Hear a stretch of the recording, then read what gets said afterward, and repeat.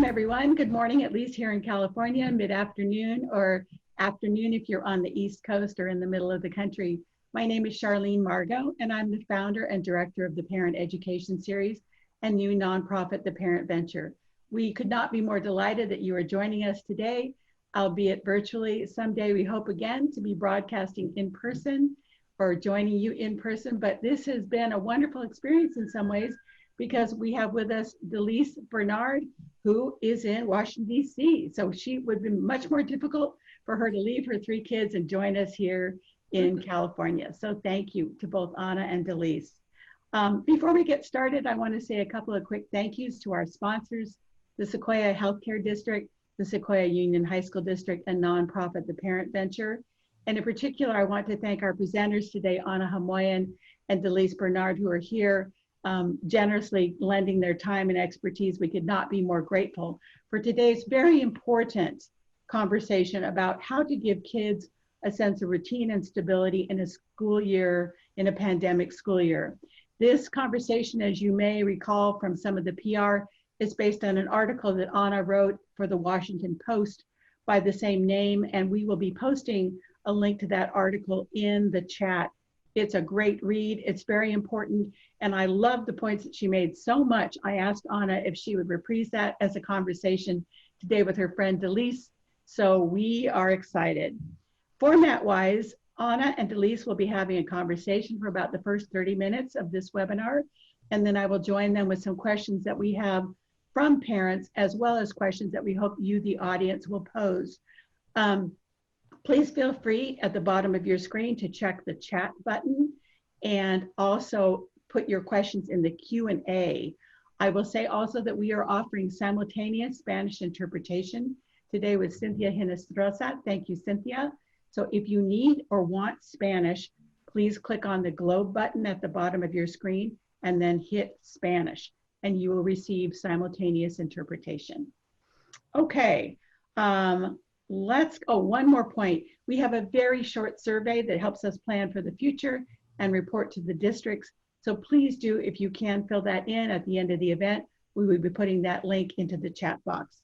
Let's get started, and I'm going to tell you a little bit about today's presenters. Okay.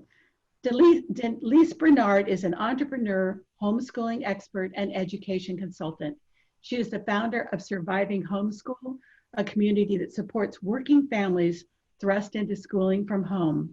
Providing practical survival tips and educational resources, Surviving Homeschool offers ongoing encouragement to over 7,000 members. I think that number might now be 9,000 members.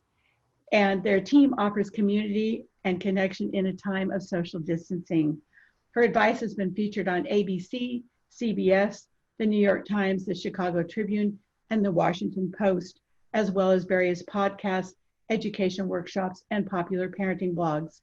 DeLise earned both a bachelor's degree in human biology and a master's degree in sociology from Stanford University. She lives in Washington, D.C. with her husband and 3 children. Anna Homayoun. Anna founded the San Francisco-based Green Ivy educational consulting firm in 2001. A firm that works with parents, educators, and students on promoting executive functioning skills, including organization and time management, as well as overall wellness. She is the noted author of 3 acclaimed books. That Crumpled Paper Was Due Last Week, The Myth of the Perfect Girl, and most recently, Social Media Wellness.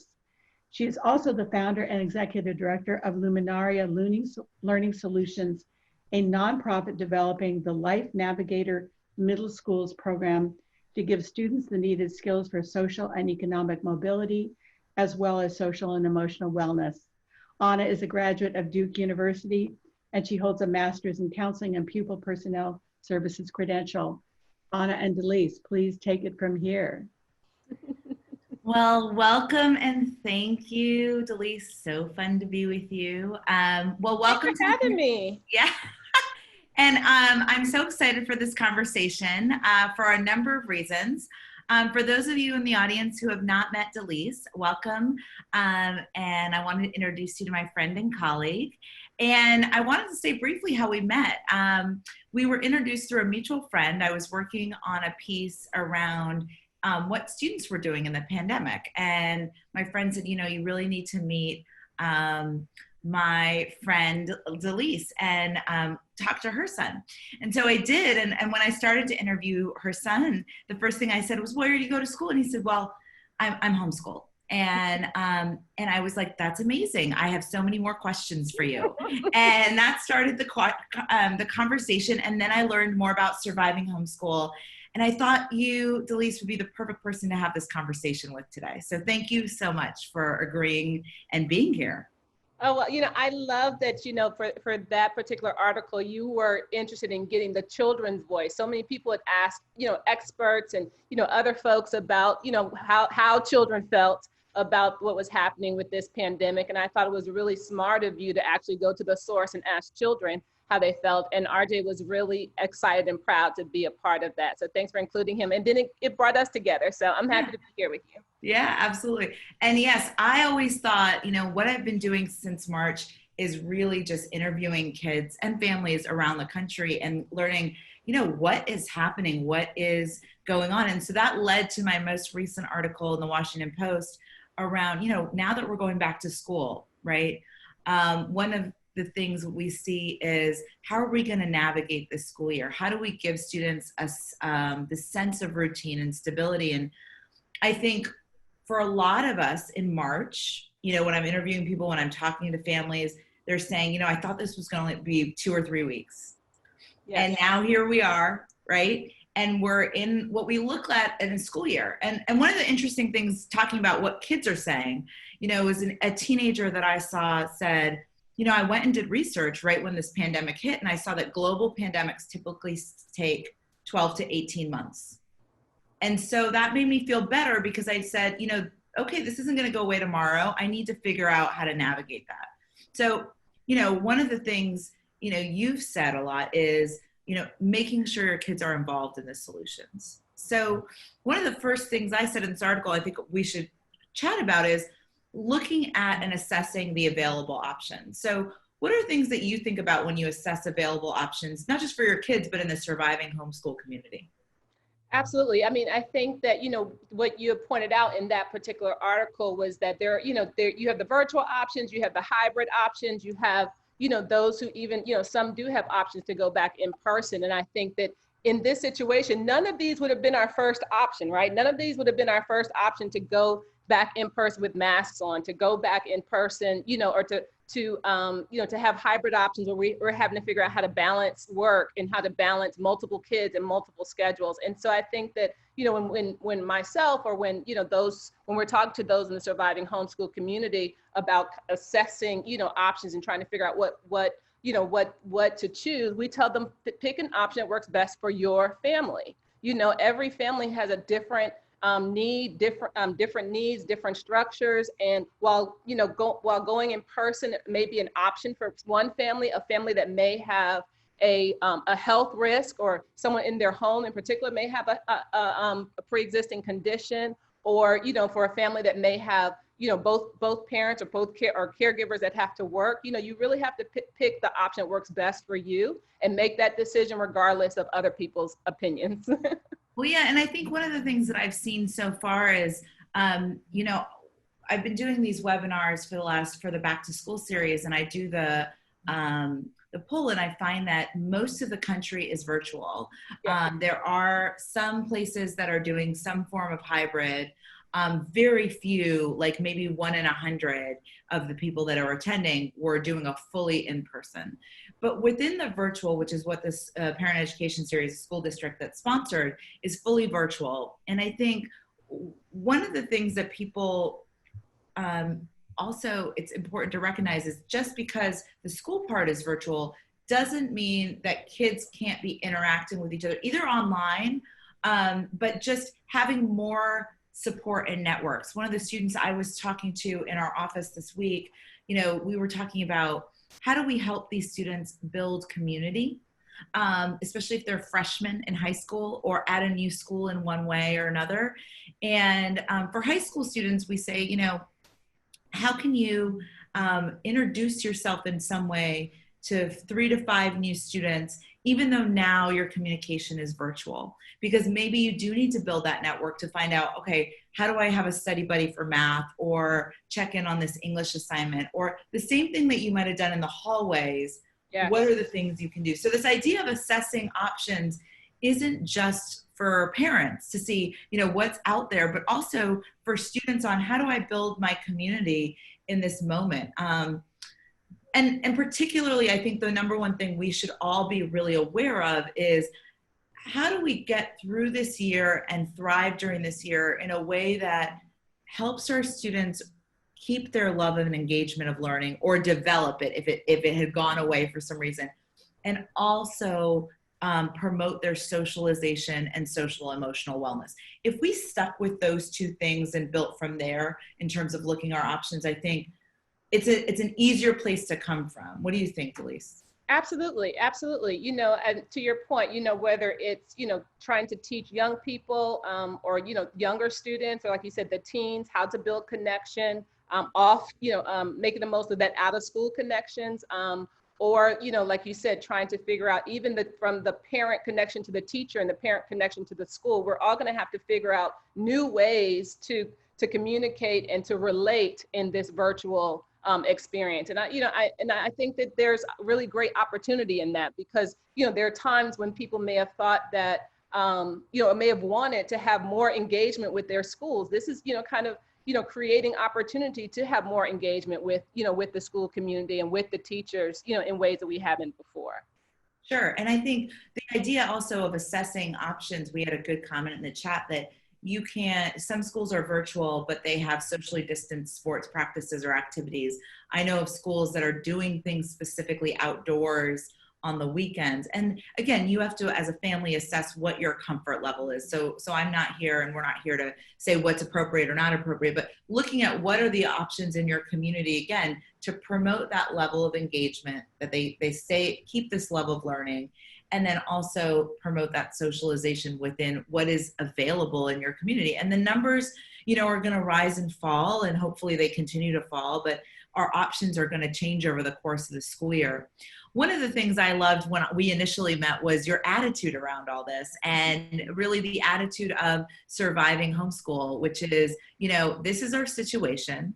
Let's look at some options. Let's look at where we are in this moment and evaluate. And I think it's really important. What I've seen in an interviewing people is that stepping back and looking at our own attitude and approach is really important. And I said this in my first book too. I said, if we are at a point where we are going at this, like, this is going to be such a slog of a year, that is going to set this up for our students in a way that's just not as easy for them to start to see solutions within the available options, right? Mm-hmm. What are some things that you see in Surviving Homeschool and then in your own family that work in terms of attitude and approach?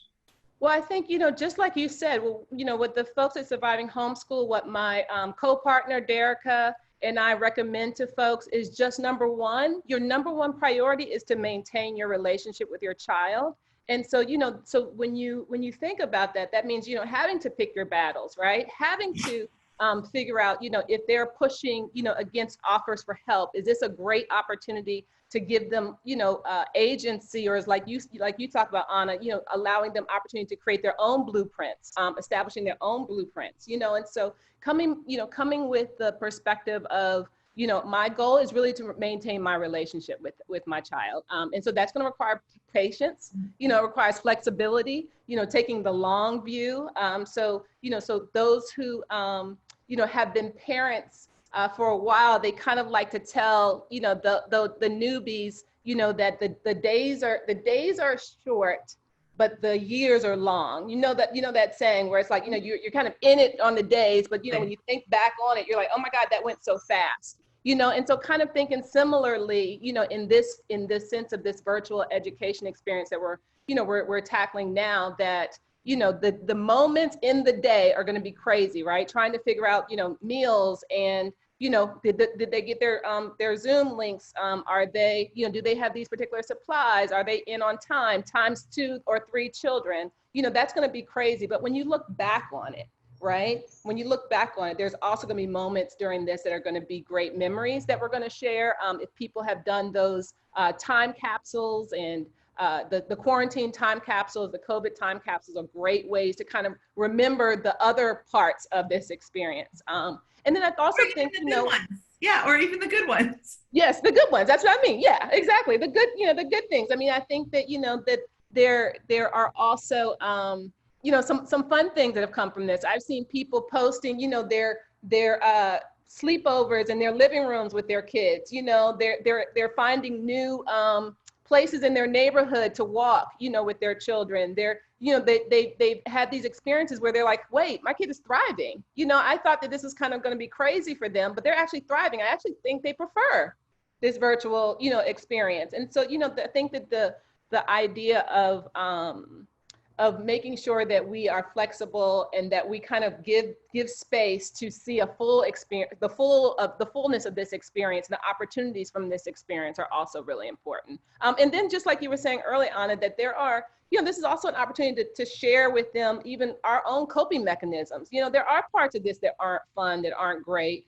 and it doesn't make any sense for us to act as if it's normal and, we've got it all together and we put on our Superwoman or Superman cape. But it's okay to have age appropriate conversations with your children and say, yeah, I'm not really excited about this either. So this is what we're going to do together. How about you take this part? I take this part. How about, why don't, you call a friend, because I need to call my friend and kind of vent a little bit. How about you, go veg out on your favorite, video game for a little bit, because I'm going to veg out on Facebook, kind of kind of show them how we can model positive ways of coping, through this as well, because that can be a positive outcome of this, teaching them that. I obviously I agree with everything you said. And the thing is that I think the other piece of this is figuring out, in my book, The Myth of the Perfect Girl, I use this term, taking the B. And what I mean by that is it's not a grade. The idea of taking is that you're proactively choosing what takes the backseat right now. Yes. And I think so many of us, when we're in these highly educated, affluent communities that are high charging and overachieving and all of these things, we can get caught up in having to do it all really well all the time. Yeah. And if anything, the pandemic and what all of these cancellations that happened in March are like, yeah, you thought it was going to go like that? Yeah, none of that's available right now. So, once kids got over that, the kids, to be honest, many of them adjusted pretty quickly, the ones that I've interviewed and spoken with. And don't get me wrong, it's not easy. A lot of them miss their friends. A lot of them are having a hard time with the socialization piece. Yeah. They are able to be like, but let me see what else is available, especially if they're in a moment where we're not stuck in toxic positivity of like, this is great, this is all great, everything's great about this. It's not. Right. But here's where we are. Here's what our options are. And as we look into this new school year, how can we help you set this up? Again, like this blank slate, like this developing your own blueprint. We'll talk, what are the things that we can help you do by, I always say, offering time, structure, space, and support, like not doing it for kids. Yes. But creating the time and space for this, that you can find the success on what's available right now. And by success, I don't necessarily mean like all A's or all of those things, but I mean maintaining a sense of engagement, feeling a sense of belonging and community, and being, part of something in a moment where, it can be very isolating if we can't get engaged. And so you brought up something that's interesting. And before we get to the next point, I want to say really quickly, we talk about social media wellness, and in this moment, so much of what we do right now is on screens. And the idea, when you're saying, go on a screen and socialize, is how do we find engagement that's positive, like healthy socialization online, right? And so I think from what I've seen, your community online, Surviving Homeschool, has really created that for many people, because they're out there finding resources. They were feeling like, oh my gosh, how am I going to navigate this? And you all are like, well, this is what, here are 17 different things to think about. Not 17, because you don't overwhelm them, but you give them options based on knowledge. Have you found that for you is an energizing community as well? It is, I think, and I will say that Derek and I are very particular about that. We also have two wonderful moderators that help us with that, in terms of the tone that we want to have in the Surviving Homeschool community, that, we're coming to support working families with what their questions are. And so if someone is asking a question about, my 4-year-old is taking cursive writing, and I need to know what's the best cursive writing curriculum. We're not coming to say our opinion about cursive writing for 4-year-olds. We're coming to share our experiences about cursive writing curriculum, and so it's a no judgment zone, there. It's a, post your question, we're going to figure out the best way to help or tag someone that can help. We're also really particular about, memes and, things that come into the community as well, because it's not a, either or, meaning, we're here go the people have chosen this particular or made this particular choice versus this particular choice. We are literally, in almost every post we say, we are all in this together. So yes, I may be a homeschooler, but guess what? We're all virtually homeschooling this year. So, I may, I may be homeschooling. Right, we're all learning from home, and so I talk about that.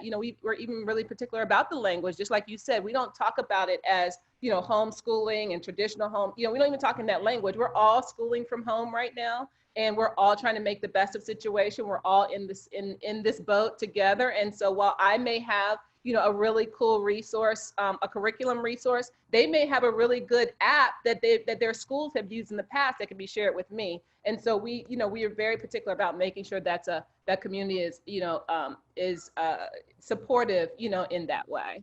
Right. And one of the things, again, back to that is, using the resources that schools are providing and looking at that as a framework with the ultimate goal of school engagement, and over this year that kids are thriving. And when they're in elementary school, that we focus on the literacy and the numeracy. So really K through 5 is, are they reading? Are they reading at grade level? Do they like to read?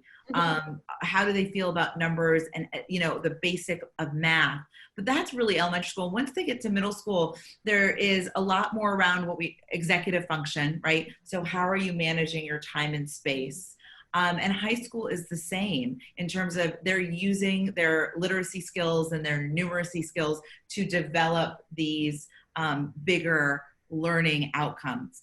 Now with this though, and especially in this moment, it can get really easy to get distracted, as you know. Easy for us to get distracted. So what are some ways that you have created daily and weekly time and space for planning and organization that have worked for you?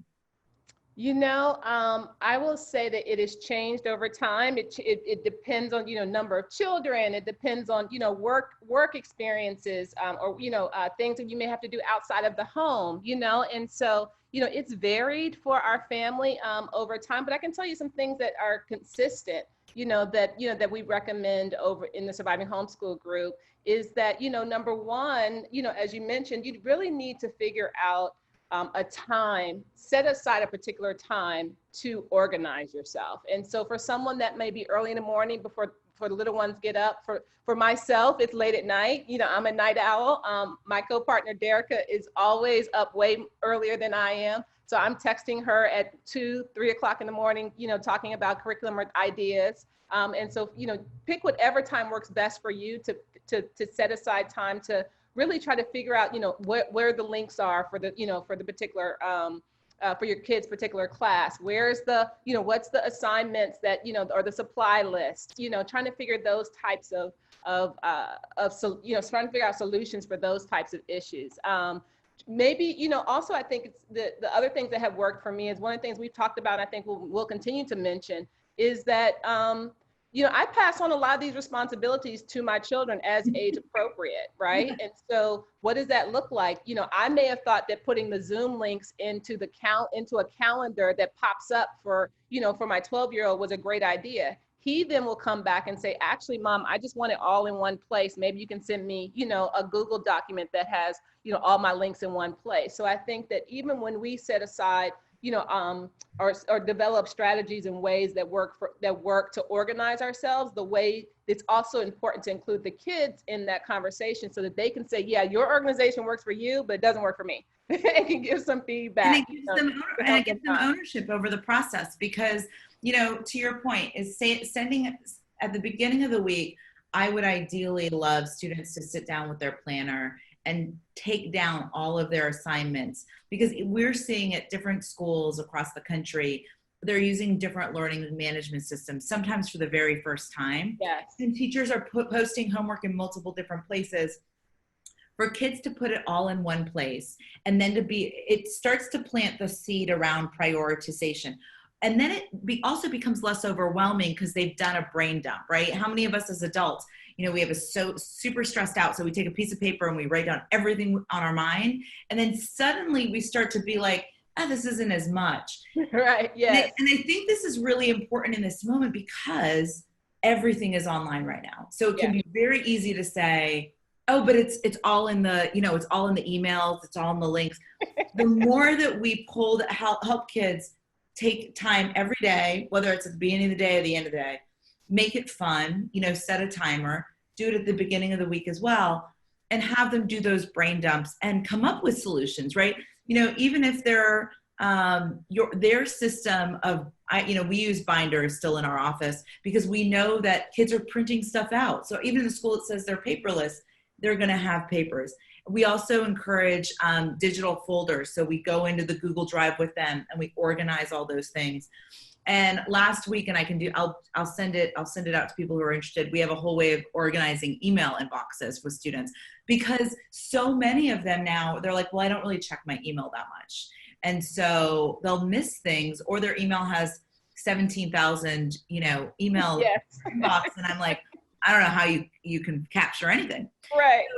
So that daily, weekly time and collaborating with them is so important, even as a younger, student. Because I think what happened in March, what I was seeing is a lot of people, we were in this panic pivot, especially with middle schoolers, that they didn't necessarily have these skills normally because that's where they are developmentally. They're still developing these skills. So I met a lot of parents who were like, well, I just did it all because it was easier, it was faster. And my goal is, how can we break that down? So a couple more quick things I wanted to go through with you before we get to questions, but how do you set up your space for school? And I know that you have we talked about this, your space is smaller than it was a couple years ago, purposely, intentionally. So now where are they doing their work? And how does that work for you? So I was going to say, hopefully they won't walk through here because school is all over our house these days. And, I think that that's going to be the trend for a lot of folks, in this virtual environment, like, as you mentioned, there was a time when we had a school room and, it was all set up beautifully. I had all these things around the, on the walls. And my husband quickly reminded me when we got ready to move that it essentially was storage, that actually school was happening at the kitchen table, on the living room floor. And pre-pandemic, we were roam schooling. We were out and about, every single day, so I think that what's important, if the schools haven't stipulated, that it can't happen in a bedroom, is just to find comfortable places, a hard surface, it doesn't have to be one of those Instagram perfect rooms that people have seen, you may be floating, on social media, but, they have a hard surface, that if it's something, like handwriting or, something of that sort, that they have the posture that they need for something like that. But a place that has limited distractions, right? So here in our home, they kind of separate all around the house. But if you can't do that, we've seen people use Amazon boxes, to create their own cute cubicles. We've seen families in the Surviving Homeschool community share using display boards, the science display boards, to separate children and kind of, put their names and then have their schedule, so things that limit distractions. It doesn't require you to necessarily go out, and spend a huge amount, on a particular school room, but just have a space that's conducive to learning. As like I mentioned, that limits distractions, and also, have opportunities, or not opportunities, but make sure it's organized, right? And so we all know the worst case scenario, like you were talking about earlier on, is when you're looking for the email, at the moment, or you're looking for the Zoom link at the moment, or even, in terms of supplies, you're looking for the pencil, you're looking for the binder, that if you have a space, it can be a shelf, it can be a bookcase, it can be the edge of the table, but some kind of space. The bins are really great as well, but some kind of space to organize, organize yourself. Our kids have kind of because it's 3 of them, I'm not buying 3 sets of everything. And so we have one of those, school supply things that kind of twirl in the center. So, they're able to grab their supplies, in that way. And so, organized, dividing up that space, limiting distractions, and a hard surface. And of course, some things is privacy. And, I think privacy is really important in a virtual experience. You have not just the fact that people can be walking back and forth through your, through the space, but I also think that, you are in someone's home, right? The children also need to recognize that they're showing their home, to the community in a public environment, and so being sure that you're turned a certain way, turned a certain way, it doesn't require that their back is against the wall. You bring up a good point that I found. In the first couple of weeks, what I was seeing was that I was hearing these stories from families being like, their children were on a Zoom where parents were passing through in the back, but not everyone knew that they were on a recorded call, if you get my point. And so 2 things that I recommend too is also getting your kids headphones. That work, because the other piece that we see is that parents are like, this is advice that I give to parents. Look, if you weren't going to be in the classroom, so you weren't going to hear that in the classroom, don't sit in on the class. This teacher is having a hard enough time in this moment trying to teach children remotely and get control and ownership and agency within this classroom dynamic. Yes. They don't need a double set of eyes telling them, oh, you know what, that brings up this point, or let me just join in on this thing. No, step away, stop. So I always say, there are a lot of families that have multiple kids like you do. Putting a back against the wall is super helpful. Headphones are helpful. Making sure that you have dual screens so that you have blocked out distractions. So you can have a work screen that blocks out any of the distractions that your kids identify. And then you can have a social screen. A lot of my kids have separated out their gaming devices in some way, or they put, between 10 and, 8 and 3 p.m., you can't access them. Yes. So again, it's like working with kids to figure this out. I just want to get to a couple quick things and then we're going to get to questions. But I do want to say also for families, many schools in the last few months have said, we have more counselors on hand. We are able to reach out to kids. We are available. I have talked to counselors that I know in the school district, the Sequoia Union School District. So they, through telehealth, they're able to reach kids that they may not have always seen in their office. So making sure that you as a parent, even if you feel uncomfortable and overwhelmed in this moment, perhaps you're an essential worker or, don't always feel comfortable speaking English, making sure that you have a person that can help you reach out to the school is really important. So it may not directly be you, but also reaching out to the school counselors. There are school counselors that are great resources. Many speak multiple languages, so there are opportunities for interpretation that are quite easily for Spanish, especially in this district. So making sure that you feel like you identify, if not one thing in the next month, identify people at the school that you feel like you can reach out to. And if you can't do that right now, make sure that your kids help you identify who are the people that you could reach out to, or they could help you reach out to if you feel more comfortable with that. And then finally, before we get to questions, is this idea of prioritizing emotional and social support, right? Again, we talked about how socialization is really the key for this year and sense of belonging and community. One of the things I ask kids to identify are, what are 5 things you might be interested in learning or spending more time with? That could be crocheting, that could be basketball, that could be anything really. Like, what would you want to spend more time with that maybe you wouldn't have been able to? What are 1 or 2 ways you can be of service to your family or the greater community? And then also, if we were thinking about your ways of self-care, like if you had a stressful day, what would those be? Like, would it be listening to music, taking a bath, all of those different things? And the last thing to think about really around the social and emotional support before we get to questions is exploring alternative activities, because a lot of fall sports are not happening the way they used to, depending on where you are in the country. They may be delayed, they may not happen. And I think I was talking to some students who were like, well, but winter sports start in December.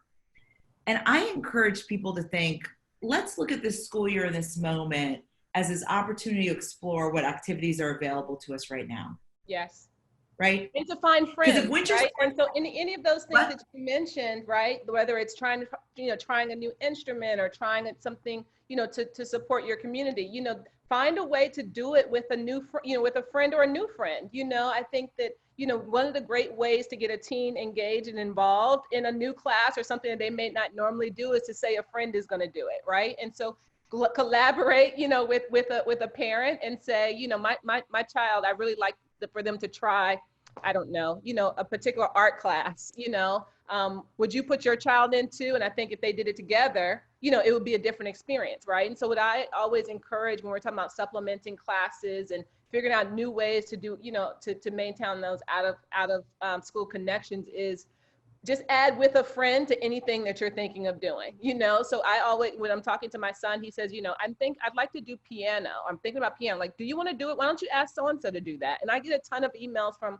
my friends, my kids' friends' parents asking the same thing. I'm thinking about putting them in this particular class. Do you think, Riel would want to do that or Ray Lynn would want to do that? And so in any time that they're thinking of, or you want to urge a new interest, add a friend. And I think that you could,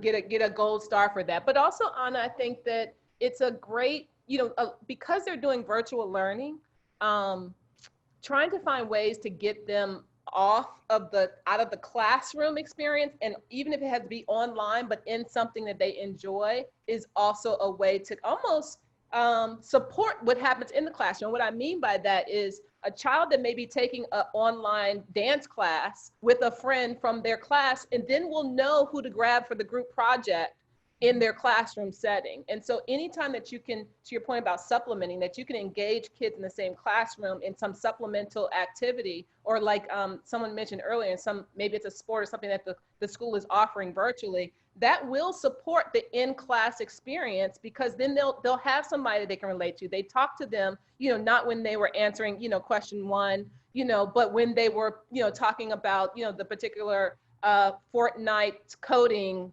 class, that they were playing on. And so I think that those two they work together. And to that point, I want to also say, there are a lot of really great free and low cost resources that are out there. Yes. Like, not everything, especially in this moment, because things are online, people are able to offer them at scale or in ways that weren't available before. One of the things that have been so positive for me in this moment is all of the talks and educational things that I've been able to listen to that wouldn't have been available or would have been in person, and nobody really thought about recording them in the same way. Mm-hmm. And aquariums, museums, all of these organizations are doing educational opportunities that are low cost or free to the public. So it's really not about necessarily spending a ton of money, creating a whole lot of more activities. And we don't want kids on Zoom 16 hours a day. No. What we do want them is, hey, so let's think about what you want to explore. And if in person comes back before the end of the school year, awesome, bonus, we'll reevaluate. But in this moment, let's look at what's available to us. So Absolutely. With that, I want to bring back Charlene to ask some questions. And hopefully we have provided sort of a good framework to start from. Well, thank you, Anna and DeLise. You've given us so many good tricks and tips. I hope that everybody will be excited to have them. I just want to remind everyone that this video will be available on our video library, our YouTube channel, in a couple of days, so check back. If you're not on our newsletter, please email me and I'll make sure that you are, so you get those links. In the chat box, I want to remind you, you have links to sign up for Anna Homayoun's newsletter and to join DeLise's Surviving Homeschool Facebook group. So I encourage you to do both of those things because they have wonderful resources. So I think that the questions, first of all, I'm going to start with a really quick question from somebody who asked this in the beginning, and then I'll get more directed. Will kids have to take standardized testing during distance learning? That's a general question that varies state by state, what states are going to require what, and then what's going to get waived. And so remember in March, I don't know if you remember, but everything changed day to day. So a lot of schools, a lot of different states waived testing. In terms of standardized tests like the SAT or SAT, ACT, if your kid is applying to private school for high school or something like that, the SSAT. And I just say that because that one is offering a home administration. Others are not. The SAT is not, as I know in this moment. And again, all of these things can change day to day. But if you're talking about standardized tests for college admissions, I'm not sure that they're going to be doing it while we're not able to be in person distance. If you're talking about state testing, that is a day-to-day thing where you just have to check your website of the state and see what the school district says and what's available in that moment. I've heard that some schools are, and I've heard that some schools are asking for a waiver. Okay, thank you for that. So both of you have touched on this, but I want to ask specific to a parent who said she is an essential worker and can't always be home with her children. Anna, in your article, you've mentioned study spaces, and DeLise, you talked about keeping the kids' learning materials organized. Can you expand on that a little bit? I think, DeLise, you mentioned plastic boxes, and Anna, I know you have a recommendation for keeping computer files organized. You want to start, DeLise? Sure. Yes. And so, when you are unable to be with the children, for a variety of various reasons, I think that, organization is absolutely important. Practicing, depending on the children's age, practicing so that they can get online, making sure they know who to call if there becomes an issue, and so it might be, another, maybe an aunt or a grandparent or a friend that they can call. Maybe it's someone, a parent that's in the same class that they can call, or maybe it's directly to the school. Making sure that they have someone they can call should there be, any challenges. And then, figuring out strategies for, like, as I mentioned, when you're able to practice with them, then they'll also be able to tell you what's working and what isn't working, for them. I've seen folks, try to kind of check in, during the day. So kind of having check-in points, I think that's worked well, for families as well. And, engaging whomever you can. You don't have to be the main person, so if it's someone else, if it's an older sibling, I utilize my oldest son for my 7-year-old very often. So I I have him to make sure she gets on her Zoom calls. Okay. He's her person. Should there be any challenges, he does the 20 minutes of reading, with his younger sibling every day. He helps to check those addition facts, so know that you can utilize your other resources, that you don't have to be the only resource that your children have. And I think that's really what exhausted most people in the beginning. Yes. Whether or not they were essential workers, was that suddenly we were home and the question became, now I have to do everything all the time. Meanwhile, quite frankly, there are aunts, there are cousins there who would love to be the drop-in, screen time, check-in.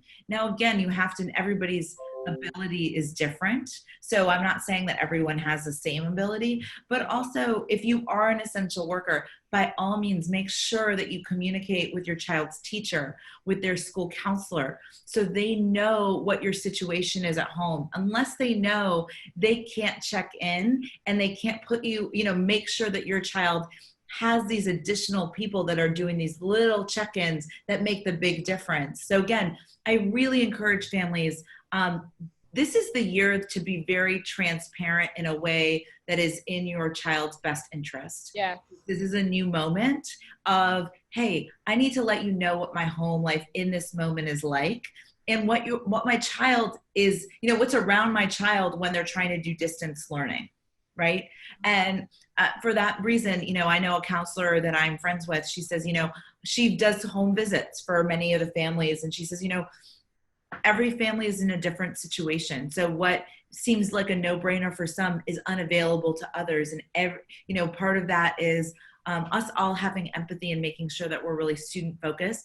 It's in the best interest of our children to make sure that their teachers and their counselors know where they could be offering extra support and advice in that way.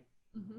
Well, Anna, it's also, when you mentioned that, I was thinking about, that's also one of the things I'm actually hopeful for, with this experience in terms of the opportunity, right? So gone are the days when we thought education had to happen a certain way, or we communicated with the school a certain way, right? That now parents and educators, like they have these opportunities to be fully engaged, full partners, in this, in this day. And I just see, these administrators reimagining, their experiences with their, with their students and with the family, not just the students, but reimagining their experiences, the educational experience with the full family, taking into account learning styles and family structures and household needs. And so, incorporating new technologies. And, so, I love that you said that, because it makes me hopeful for this moment, that there are really great opportunities available to families to engage with the schools. Absolutely. Anna and DeLise, you mentioned again technology, which is what we're all confronting right now with kids of various ages. So a parent just asked a question that I know many are experiencing, which is, how do I help my elementary school child, especially during longer Zoom meetings? We are all a little zoomed out, but for younger kids, here we are on Zoom, zoomed out. Yeah, no, I am getting this question a lot, and I want to say something. So in March, in certain communities nationwide, I saw a variety, right? We saw synchronous learning, we saw asynchronous, which was like, you go do these lessons, you get a packet at the beginning of the week, finish it by the end of the week.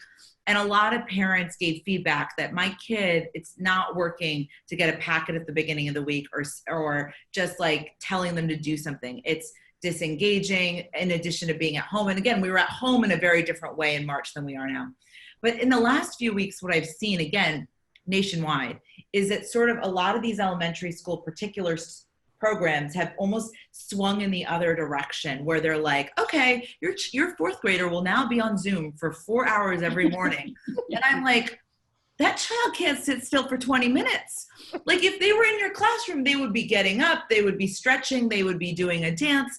Like, how do you think? And that is the fastest way to promote disengagement. And I do not blame the teachers at all. I think people were just trying to react to the fact that the asynchronous, homework packet didn't work. We need them to be engaged and have a face-to-face in some way. And yet we can't go back in person yet in many communities. So I think one thing I would say, first thing, is to have grace and share feedback in a solutions-oriented, positive way with your teachers and your school administration. The other thing I would say is vary the way that they're interacting. They shouldn't sit still for more than 25 minutes. They can get a bin. This does not need to be expensive. Get a bin, put their computer on the bin, make it a standing desk, right? Have little, things around their desk so that they can, fiddle as they need to. That's less distracting. And then hopefully the other pieces is, one of the things I talk about is breaking up the day into movement, work, and rest. And if you've got a kid under 5th grade, my thing is, before you would have commute time and they'd be walking to class, but now they don't have that. So what can you do in your house to create that morning movement? Is it walking the dog? I was talking to a mom of a 5th grader yesterday in Atlanta, and I was like, your son needs to do, and I know her son, I was like, he needs to do sprints before school. And she was laughing. I was like, I'm not kidding, because though he wants to do well, he wants to be focused, but if he's not exerting like just even 10 minutes of energy, and gamify it, make it fun, make that movement fun. This is not punishment. You're not in trouble, all get in on the action. So I think those, quick tips can help with elementary kids. I absolutely 100% do not think kids should be on Zoom for 3 hours straight. It was not made for kids. So we need to break it up too. And I know that teachers have been, I've been visiting with teachers around the country. I've seen some do very good job with 4th graders and younger kids about breaking it up. Okay, we're on the computer, screen now, go do this off screen, move around. Scavenger hunt. Exactly. Sorry. Yeah. So DeLise, what do you think? No, I think, you hit it right on the head. We did Surviving Homeschool. We're in this back to school series, and we had a homeschool mentor pop on, and she talked about distraction snacks, just having something also, so that they're not, their tummies aren't gurgling, as well, I think is important, because, a hungry child is an unhappy, child. And so, she talked about, distraction snacks. And then, like you said, we know, that exercise, repeated physical activity, right, improves children's attention. So I love the idea of the, standing and finding ways for them to get that exercise and get those jiggles out. I think those are all great. That's what we suggest too. All right, so ladies, this is a question that came in from Lisa, and I'm going to kind of tie two questions together because it's really important. Now, DeLise, you mentioned that this can be an opportunity to interact with your child's teachers in a new way. I, like all of us, are not suggesting you deluge your child's teacher with emails, but sometimes it really is important to connect. So here's the question. If my child didn't really like school under normal circumstances, how do you keep them engaged without breaking their spirit or your parent-child relationship? I just think that they are struggling, and I'm watching my kid having trouble every day. I know that's a big question. Well, yeah, I mean, I'm sorry to hear that. Like, I just wanted to say that that's hard. We'll really is hard. have our answer, so I will start, DeLise, with you, but I'm sorry to hear that.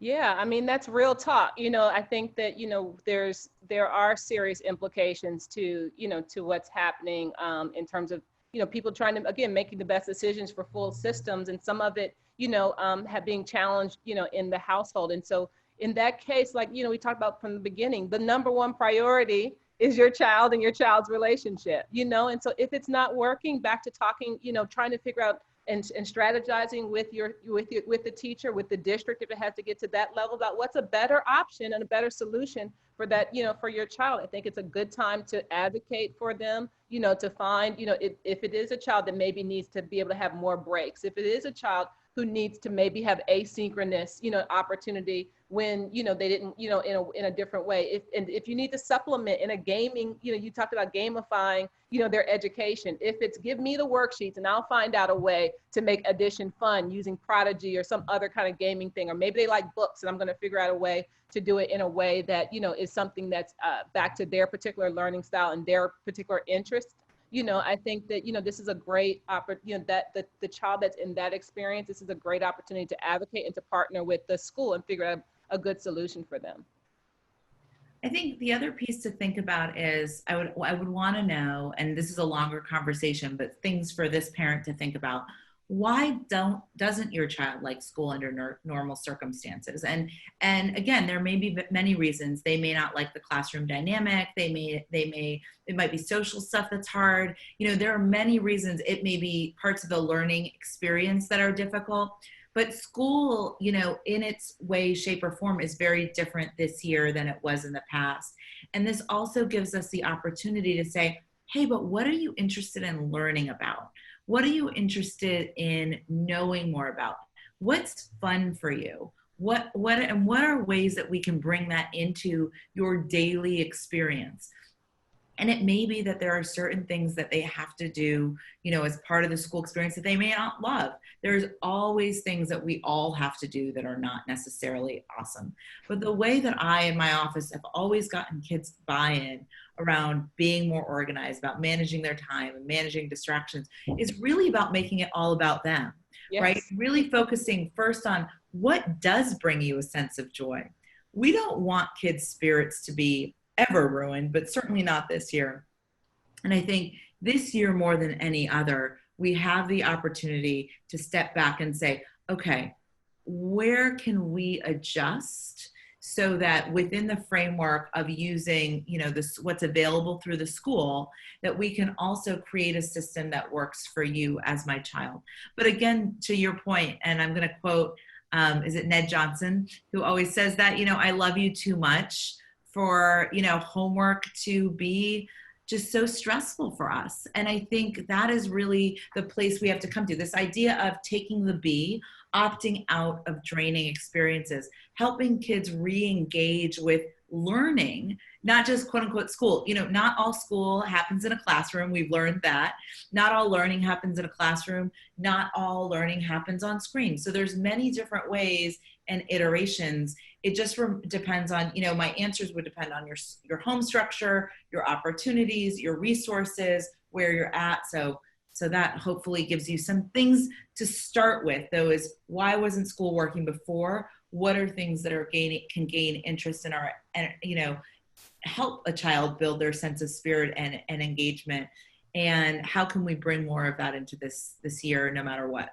And I will add that my son is now a young adult. He's an attorney. He's on his own. He's getting married next month, but I'm Facebook friends with his kindergarten teacher.